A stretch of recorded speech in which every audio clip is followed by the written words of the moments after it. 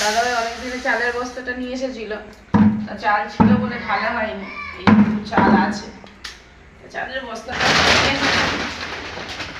অন্য চালের বস্তা দেখো সুতো দেওয়া থাকে, এভাবে খুলে নিলে হয়ে যায়।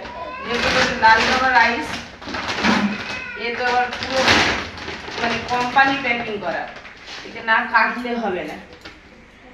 আজ এটাই তো নেই।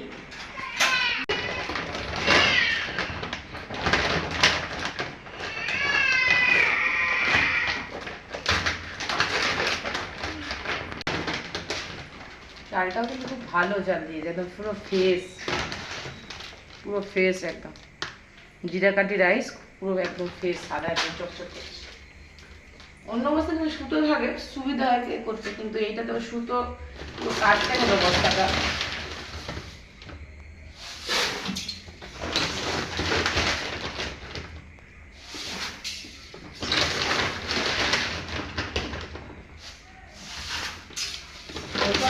পুরো হয়ে যাবে।